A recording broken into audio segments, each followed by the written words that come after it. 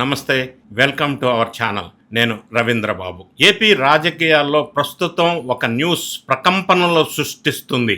ఆ వ్యక్తి పేరే కేఎన్ఆర్. అంటే మాజీ chief minister YS Jaganmohan Reddy గారి యొక్క పర్సనల్ అసిస్టెంట్ పిఏ కేఎన్ఆర్ అంటారు. ఆయన పేరు కంచెర్ల నాగేశ్వర్ రెడ్డి. మరి ఇతగాడు నెలకి 12,000 రూపాయల జీతం తీసుకునేటువంటి సాక్షి మీడియాలో ఒక సాధారణ ఉద్యోగి. కుటుంబం గడవటం కోసం ఒక చిన్న టిఫిన్ సెంటర్ దుకాణం కూడా నడిపించినటువంటి సామాన్యుడు. మరి ఈరోజు 100 కోట్ల ఆస్తుల సామ్రాజ్యాన్ని ఎలా నిర్మించాడు? హౌ? ఇదంతా జగన్ రెడ్డి గారికి తెలియకుండా జరిగింది అని అనాలా, లేదా జగన్ రెడ్డి గారి బినామీగా కేఎన్ఆర్ ఉన్నారా?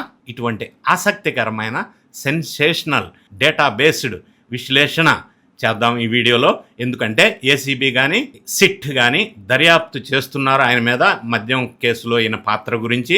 ఆ డీటెయిల్స్ అన్ని ఈ వీడియోలో వివరించే ప్రయత్నం చేద్దాం. కంచెర్ల నాగేశ్వర్ రెడ్డి అంటే కేఎన్ఆర్ అంటారు పాపులర్లీ. జగన్మోహన్ రెడ్డి గారు ఎక్కడికి వెళితే అక్కడ ఉండేటువంటి నమ్మకస్తుడు. సాక్షి మీడియాలో సాధారణ ఉద్యోగ స్థాయి నుంచి తాడేపల్లి ప్యాలెస్ లో పవర్ సెంటర్ అంటే ఐఏఎస్ ఐపీఎస్ల బదిలీలు, మైనింగ్, లిక్కర్ డీల్స్, కేఎన్ఆర్ మాట చెల్లుబాటు అయ్యేది అనే ఆరోపణలు బాగా ఉన్నాయి. ఒక్క మాటలో చెప్పాలంటే గతంలో వైఎస్ రాజశేఖర్ రెడ్డికి సూర్యుడు ఎంతో, జగన్ రెడ్డికి కేఎన్ఆర్ అంతా. సూర్యుడు వైట్ జుట్టుండి వైఎస్ఆర్ పక్కన ఉండేటోడు అప్పట్లో.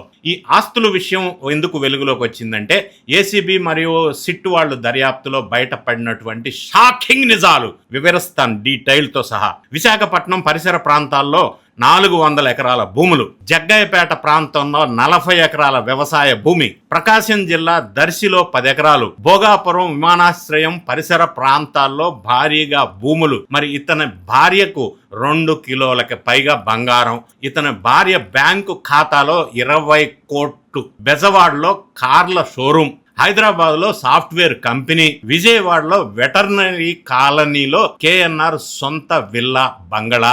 ఇక్కడే ఇదే కాకుండా ఈ లిక్కర్ స్కామ్లో సోదాలు నిర్వహించినప్పుడు ఈ అంశాలన్నీ వెలుగులోకి వచ్చినాయి. అమరావతి, గుంటూరు, కడప ప్రాంతాల్లో అదనపు భూములు, అగ్రికల్చర్ ల్యాండ్స్, విలువైన ప్లాట్లు, లగ్జరీ విల్లాలు, కమర్షియల్ బిల్డింగ్స్, కుటుంబ సభ్యుల పేరిట బినామీ ఆస్తులు. అదే కాకుండా చెవిరెడ్డి భాస్కర్ రెడ్డి కుటుంబానికి చెందినటువంటి కేవీఆర్ ఇన్ఫ్రాలో 10 ఎకరాల భూమి కొనుగోలు. అబ్బా, ఇన్ని లిస్టు ఏసీబీ వాళ్ళు వెలుగులోకి తీశారు. వెంటనే సిట్ వాళ్ళు లిక్కర్ స్కామ్ ఏదైతే ఇప్పుడు ఇన్వెస్టిగేషన్ దశలో ఉందో అందులో దర్యాప్తులో భాగంగా కేఎన్ఆర్ ఇంటిపై సోదాలు నిర్వహించారు. సిట్ అధికారులు వెటర్నరీ కాలనీ విజయవాడలో అతని భారీ బంగ్లా పైన దాడులు చేసి సంబంధిత డాక్యుమెంట్స్ అన్నిటినీ కూడా స్వాధీనం చేసుకున్నప్పుడు ఈ డీటెయిల్స్ అన్నీ కూడా వాళ్ళు వెలువరించిన వివరాలు. ఏసీపీ దర్యాప్తులో దీంతో పాటుగా అక్రమ ఆస్తులు అంటే డిజాప్రాప్రియేట్ అసెట్స్ అంటారు డిఏ కేసులో, తవ్వే కొద్దీ కొత్త ఆస్తులు ఇంకా వెలుగులోకి వస్తున్నాయి, ఇంకా తవ్వుతూనే ఉన్నారు. ఇప్పటి వరకు వాళ్ళు అందించిన సమాచారం మాత్రమే ఇది. లిక్కర్ స్కామ్తో కేఎన్ఆర్ పేరు లింక్ అయి ఉంది.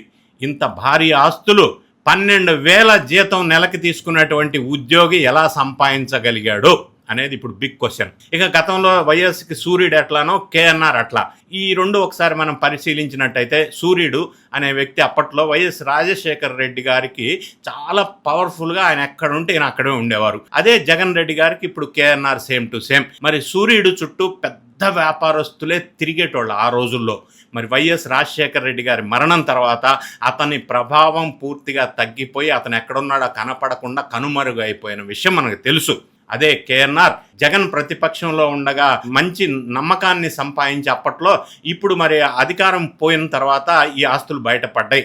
అధికారంలో ఉన్నప్పుడు భారీగా ఆస్తులు పోగేశాడన్న ఆరోపణలు వస్తున్నాయి. మరి ప్రధానమైన ప్రశ్న ఏంటంటే ఇతను జగన్ రెడ్డి గారికి బినామా, సొంతగా సంపాదించాడా?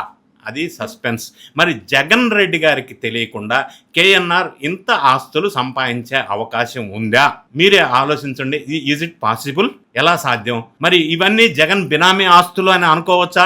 మరి అయితే ప్రస్తుతం కూటమి అధికారంలో ఉన్నప్పుడు మరి జగన్ బినామీ అని అంటే మరి కేఎన్ఆర్ మీద పూర్తి స్థాయిలో భారీగా దర్యాప్తు చేయవలసిన అవసరం ఉంది. ఏసీబీ కానీ సిట్ కానీ దర్యాప్తు ఇప్పుడు కొనసాగుతుంది.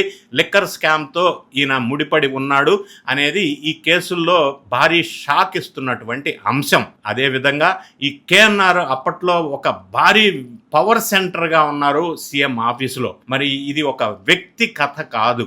అధికారంలో ఉన్నప్పుడు ఎలా డబ్బులు సంపాదించొచ్చో అక్రమంగా, అన్యాయంగా, దానికి ఎగ్జాంపులే ఇది అని చెప్పవచ్చు.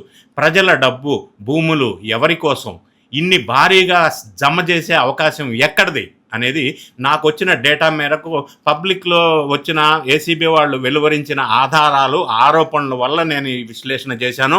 కానీ కోర్టు తీర్పు వచ్చేంత వరకు అందరూ నిర్దోషులే అనేది నా డిస్క్లైమర్. ఏదేమైనా కూడా ఇప్పుడు మరి జగన్ రెడ్డి గారి పిఏ దగ్గరే ఇంత భారీ డిజప్రోప్రియేట్ అసెట్స్, అక్రమ ఆస్తులు వెలుగులోకి తువ్వేకుంది వస్తూ ఉంటే మరి నెక్స్ట్ దీనికి లింకులు ఎక్కడున్నాయి, బినామీయా కాదా అనేది కనుక ఎస్టాబ్లిష్ అయితే నెక్స్ట్ ఎక్కడ సోదాలు జరుగుతాయి, ఏ విధంగా మళ్ళీ దీని మీద ఈడీ కూడా ఏమన్నా ఇన్వాల్వ్ అవుతుందా, ఈ భారీ అసెట్స్, ప్రాపర్టీస్ లేదా ఆస్తులు లేదా పైసలు ఇంకెక్కడికన్నా తరలిపోయినాయా, ఈ మధ్య ఇంకా ఎవరైనా పెద్ద మనుషులు ఉన్నారా, మరి ఈ లింక్ జగన్ రెడ్డి గారికి వాళ్ళ పిఏ కేఎన్ఆర్కి ఉన్నటువంటి సంబంధం ఏంటి, ఈ ఆస్తులు ఏ విధంగా వచ్చాయి, ఎలా వచ్చాయి అనేది కూడా ఇప్పుడు ఏసీబీ వాళ్ళు, సిట్ వాళ్ళు కూడా ఆ బ్యాంక్ అకౌంట్స్, డాక్యుమెంట్స్ ఇంకా వెరిఫికేషన్ జరుగుతూ ఉంది.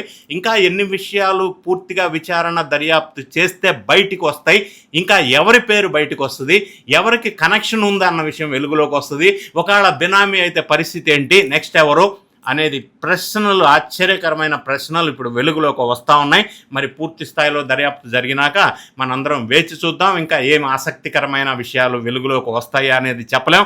ఇప్పటి వరకే అందుతున్న ఊహాజనితమైన ఇన్ఫర్మేషన్ కనుక చూసినట్టయితే మరి ఇంకా పూర్తిగా విచారణ పూర్తి కాలేదు దర్యాప్తు, కాబట్టి భారీగా ఇంకా దొరుకుతున్నాయి ఆస్తులు, ఇంకా వెలుగులోకి వస్తున్నాయి. మరి దర్యాప్తులో కూడా ఈయన సహకరించట్లేదని చెప్పి కూడా వెలుగులోకి వస్తూ ఉంది. ఏసీబీ వాడు చెప్తా ఉన్నారు, దర్యాప్తులో మీకు ఇన్కమ్ ఎంత, ఇంత అసెట్స్ ఎలా వచ్చినాయి అని అడిగితే నాకు గుర్తులేదు, మా అడ్వకేట్ని అడిగి చెప్తా అని ఆయన అన్నారట.